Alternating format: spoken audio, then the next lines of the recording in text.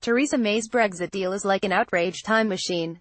People are so upset by it that they're holding protests outside Downing Street before they've even read it.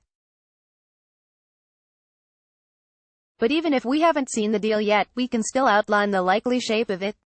The following piece is based on my own assumptions and those of some of the cleverest people following the Brexit debate, which in this case refers to Holger Hestermeyer, mid-career fellow at the British Academy, Sam Lowe, senior research fellow at the Centre for European Reform think tank, and Steve Pearce, professor of EU, human rights and world trade law at the University of Essex. But, to be clear, it could still all be wrong. Take it with a bucket load of salt. Nevertheless, it should still give you a decent grounding to understand what's published later. The main issue, of course, is the backstop. This is the guarantee that there will be no hard border between the Republic of Ireland and Northern Ireland. Opinion Former news: if Britain decided to stay in the customs union and single market, this could be easily achieved because we would have the same tariffs and regulations as the EU. There would be nothing to check. But Theresa May doesn't want that. What she actually does want is not entirely clear. Her last plan, Checkers, was to sign up to a customs partnership and single market membership, but only for goods. Why goods and not services? Because goods are the only things that are checked on borders. She basically agreed to as much as she needed to satisfy the Northern Ireland problem, but no more. The problem is that the EU refuses to separate single market membership for goods from membership for services. The clue's in the name. It's a single market. You can't just carve out the bits you like. Checkers went down like a pile of cold sick with her party and led to a series of cabinet resignations. So now she rarely mentions it and instead talks sporadically about a Canada-style free trade agreement, which would mean complete separation of tariffs and regulations. The truth is, no one really knows what the British position is, least of all the British government, so the backstop is there as an insurance policy, ensuring that no matter what happens there'll be no border on the island of Ireland. But here's the kicker. If you don't put that border through the island, it needs to go in the sea, between Northern Ireland and Britain. And the DUP, which props up May's government, don't like that. So she proposed a backstop that covered the whole of the UK. This raised two diabolical issues. Problem number one was our old friend Article 50. This EU law allowed for two things: a legal withdrawal agreement covering the terms of divorce and a political framework for a future relationship. May's plan for the whole of the UK to stay in the customs union and single market for goods was like trying to stuff the future relationship bit into the withdrawal bit. The EU looked at it and thought, well, if it looks like a future relationship, sounds like a future relationship and walks like a future relationship, then it's probably a future relationship. And that would go against Article 50, which only gave legal powers for the divorce. The second problem was that the EU refused to separate goods and services in single market membership. And that's precisely what May's all-UK backstop would do. But here's the thing about EU red lines, they are just as tenuous as ours. The Brexit talks are like an abattoir of red lines. In they come, having been fattened up by political promises on either side, then the conveyor belt starts and before they know it Michel Barnier and May emerge, aprons on, with butcher's hooks in their hand. In this case, the EU made two significant concessions. Firstly, it allowed the backstop to include membership of the customs union for the whole of the UK. That was a big concession. Secondly, it agreed to split goods and services, but only for Northern Ireland. It considered this a special case, so that the promise of no hard border could be kept. But it wouldn't do that for the rest of the UK. So we now expect the backstop to have two elements. It covers the whole of the UK for customs union membership, but only Northern Ireland for single market membership. A lot of very weird repercussions flow from this. It's not actually clear that what the EU is doing is legal.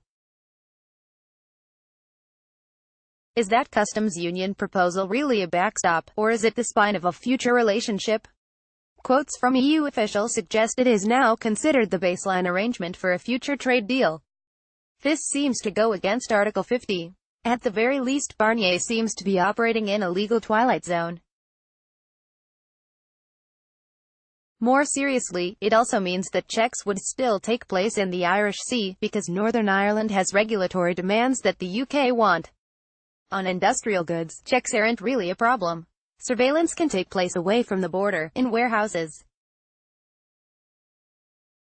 But that type of system is not available for agricultural products, and especially not for products of animal origin. This is because the rules around these products are there to stop diseases, so you can't allow them into your territory. They must be checked at the border. There is already an inspection post for live animal exports at the port of Larne. This would need to be expanded to check all products of animal origin. But it's not exactly clear what that entails and whether new infrastructure would be needed. Would they need new buildings, for instance, or just more vets and officials? What kind of testing equipment is required? All of these mundane details could suddenly become politically explosive. Will the DUP accept this?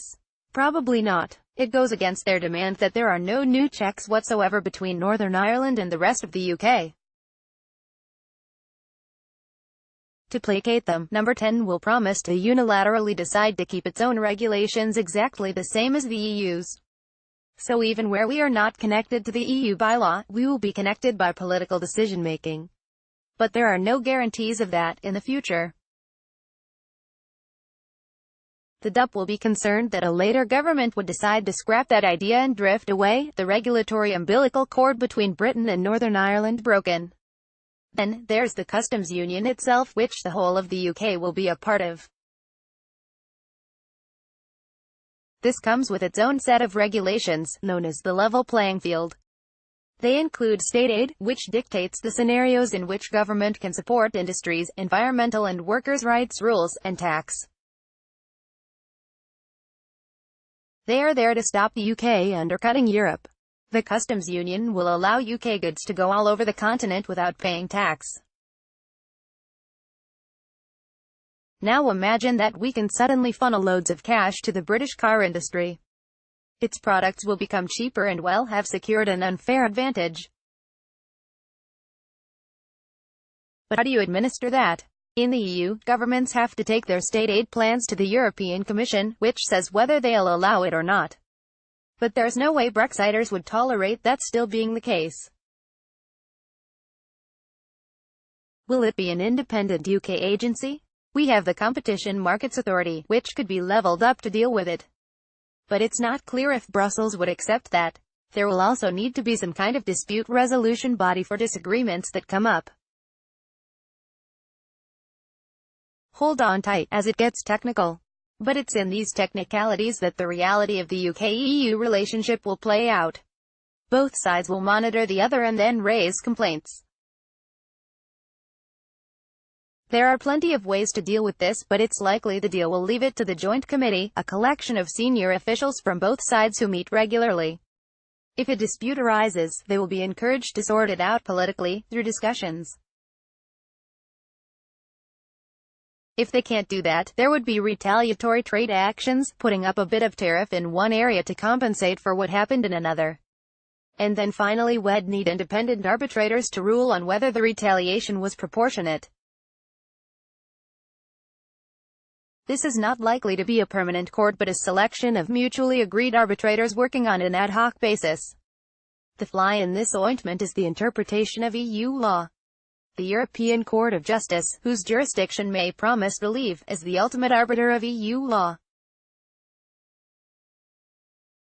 So any dispute resolution system would need to defer to it. And most disputes are likely to be about EU law in some way. That means the court will play a big role in British politics for years to come. The other legal problem is how we get in and out of the backstop.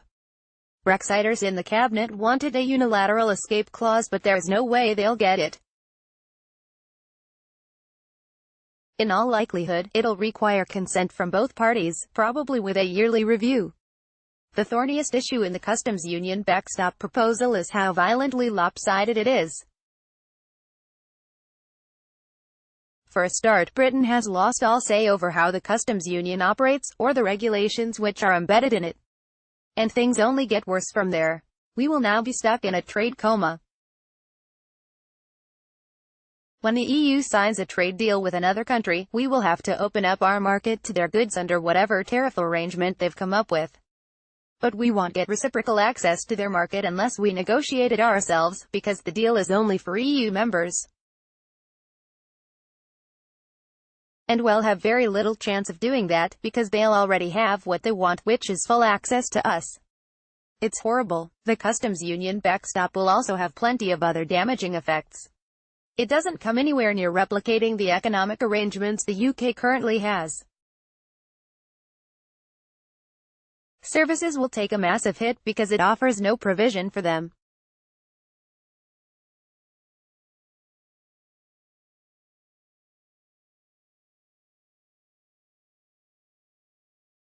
UK companies will no longer be able to self-certify products for the EU market. The obvious solution to this hellscape is to extend the transition. If there is any chance of avoiding the backstop, that is it. When the deal is published, this is the first thing many people will be looking for. What you want is vague wording. Ideally, it would say that the UK and EU could open talks on extending the transition period and lay out the conditions for future discussion. That would return the Brexit debate to some sort of political normalcy, away from the constant arbitrary cliff edges which have been imposed by Article 50 and a time-limited transition. The trouble is that reason and good sense are not politically palatable at the moment.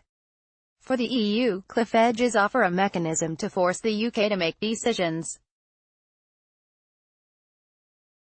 For Brexiters, vaguely worded extension mechanisms make it look like they'll be in the EU's ecosystem forever.